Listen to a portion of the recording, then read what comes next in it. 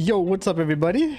Doing a special video today. I kind of want to give you guys a little bit of an idea of who I am, I guess, since I'm still pretty new to this whole YouTube thing. So I wanted to go over a few games that actually impacted me the most as far as the games go. A lot of them are from like the PS1 era all the way up to like the modern era. So I was actually able to narrow it down to 10, and for different reasons, which we'll go over. We could check them out, and yeah, I guess let's get to it. So in no specific order, I couldn't put them in order, so I just put them in alphabetical order. I couldn't tell which one was first or not. So first on the list is going to be, so Bloodborne was a huge impact on me because it was my first Soulsborne game. Went with my friend when I lived in Las Vegas to the midnight release, which was awesome. He was a huge Dark Souls fan. I've never played it before, so I thought, oh hey, like a new one's coming out, why not jump in it? I played it a bit, and I think for like the first 30 minutes I stopped because I kept dying, and the thing that bothered me the most was when the enemies would respawn. I thought, oh, I cleared out the area, let me go back to the lantern and heal myself. Went back to the lantern, all the enemies respawned. And that got so much on my nerve for some reason. I don't know why. So I actually put it down for like about a month. And then my friend told me like, oh, we can actually run it co-op. So we ran it co-op. It was fun. We did a lot of boss battles co-op. I had so much fun with it. I actually ended up platinuming the game and also 100% with the DLC. And I got to say, Lady Maria is probably my favorite boss fight out of all the Soulsborne games I played so far, and I played Elden Ring. So yeah, that just has a huge impact on me since it was my first Soulsborne game. After that, I got into Dark Souls, played them all, got platinum for most of them, and yeah, now it's one of my favorite series. All right, next on the list. So this one is, I didn't want to put this on the list, but I felt that it just had such a huge impact on me, I had to.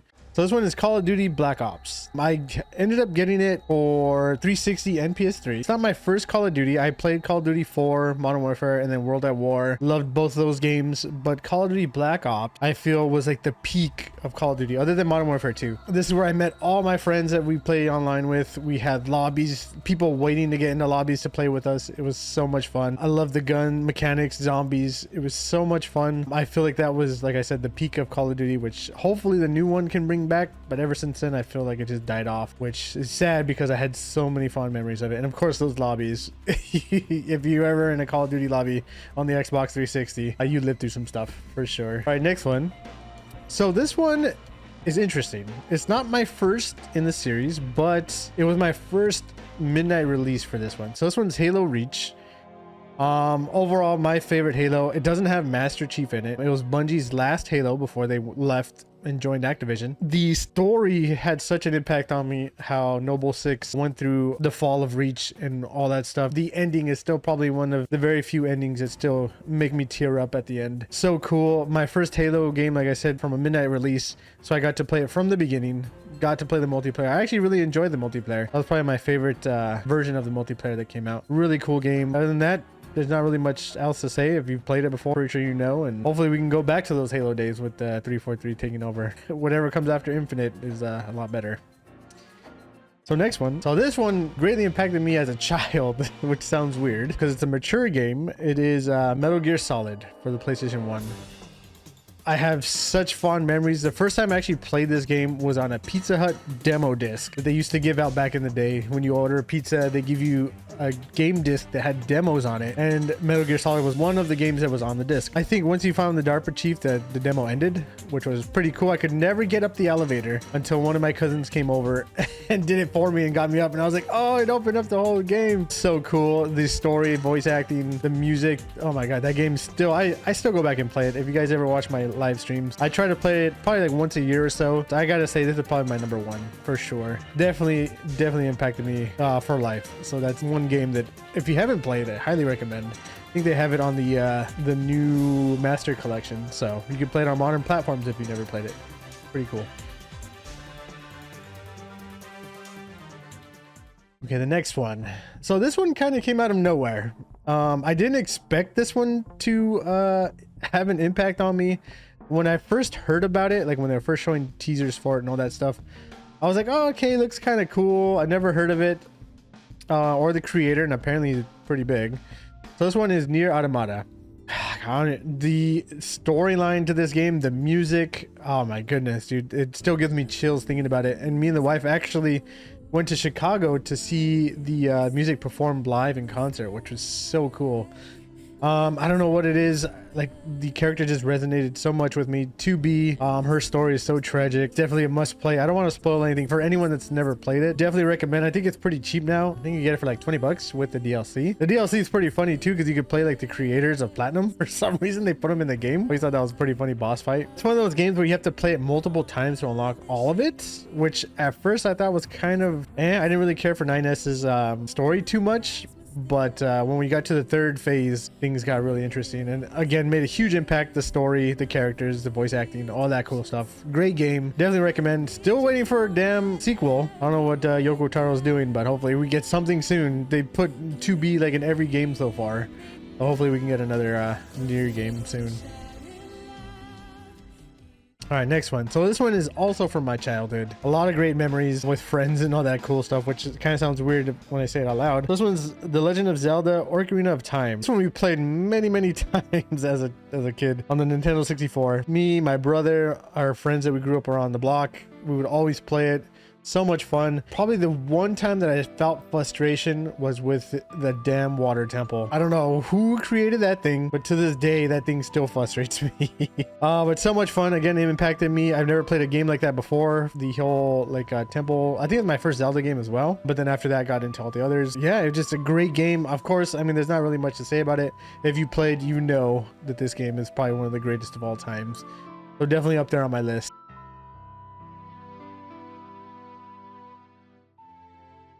So next one.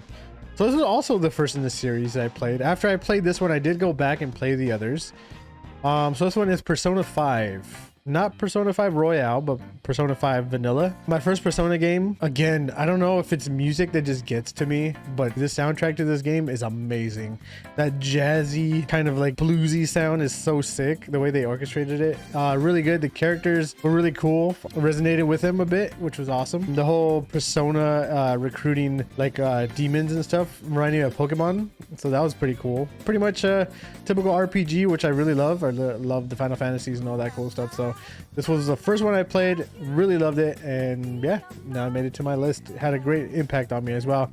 After that, I went back and played 3, 4. I tried to get my hands on the originals, but those are very expensive. So also played Shin Megami, was it 3? I think Nocturne. I think Nocturne's 3, right? I played that one too. Also has a Persona feel, but not the same. But yeah, still Persona 5, huge impact. I do have Royale, I do have Persona 3 Reload, great games, but Persona 5 is the one that started it off for me. Next, so this one was a little tricky. So there's 2 versions of this game. I really enjoyed the original, and then I really enjoyed the remaster. I have a lot of fond memories of the remaster, or remake, I guess you could say. So this one is Resident Evil. So I played Resident Evil on the PS1. That game was awesome. I don't think I was able to finish it because at that time I was a kid and I got scared of the zombies. So I only made it like halfway through that game.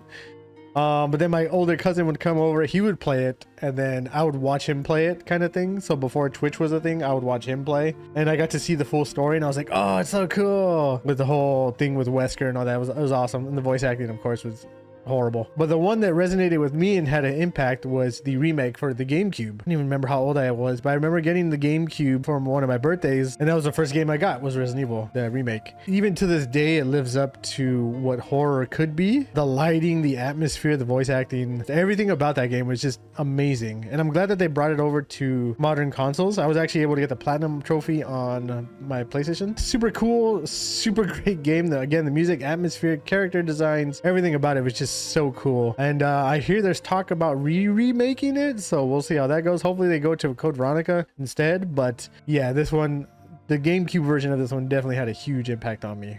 All right, so next on the list, it's probably not everyone's favorite, and for some weird reason this one resonated more than all the others in the series. So I played the first 2 before I played this one, and this one is Silent Hill 3. So Silent Hill 1 I've played, Silent Hill 2 I played, and then I played Silent Hill 3. And for whatever reason, this game resonated with me so much. The music that was composed for this, it had a lot of guitar in it, which was awesome. And I think it was just Heather as a character, kind of like, well, I was able to kind of relate to her in a way. Not as much as what she was going through and all that stuff, but her like personality wise, I guess. I don't know what it was about that game, but for some reason I really enjoyed Silent Hill 3 more than 2. 2 is amazing, don't get me wrong. I love the soundtrack to that, the characters. James, I don't think anybody else can do acting like James, even though it seems like he's like a pretty tone deaf, but he just captures it well. But for whatever reason, Heather in Silent Hill 3 greatly impacted me, and that's one of my favorite games. I had the original copy for PS2 with the soundtrack, and for whatever reason I decided to sell that, which I totally regret nowadays. But I do have the HD remake. I have the PC version of it, so I do have versions of it. Again, another game I try to go back and play. Probably this Halloween we may revisit it again. One of my all-time greatest games. Definitely recommend playing it. Hopefully they can remake part 1 and 3 since they're related after part 2 comes out, but we'll see how part 2 remake comes out. So all right, and last on this list, again, these were no specific orders. I just put them in alphabetical order because I had no idea how to number these.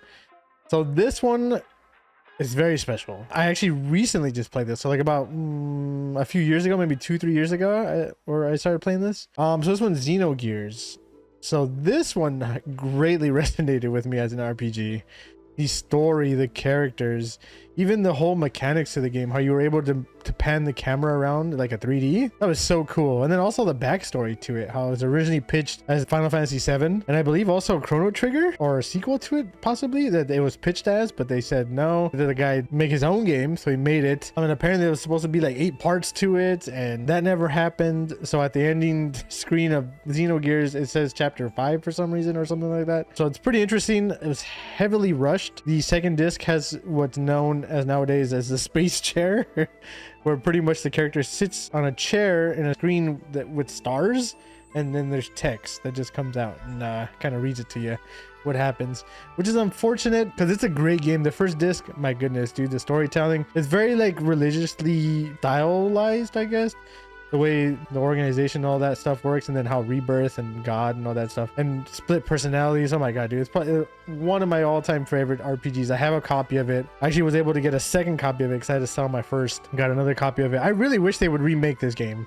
like not fix it, not do anything, just like up the graphics on it and release it on modern platforms. Dude, that would be so awesome. I believe also the creator also went off, made his own studio called Monolith Soft, which makes the Xenoblade series now. They did make another series after Xenogears, which was Xenosaga, I think, which was okay. That was on the PS2. I didn't really enjoy that one too much, but Xenogears, dude, blew me away. Again, I think nowadays you can only play it on the PS1 or the PS3 if you have the digital version. You can probably use emulators too, but just the game itself resonated so much with me and greatly impacted me. From there, all RPGs kind of started, I started opening up to more RPGs. It definitely impacted me a lot.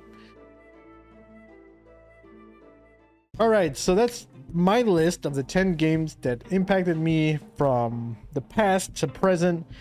So many new games coming out later on too in the future that I'm super excited for. So maybe we might do a part 2 of this, of modern games and all that cool stuff. But yeah, thank you so much for watching. If you did like the video, please be sure to leave a like and subscribe, and also turn on the bell notification to let you know when I go live or when I post a new video.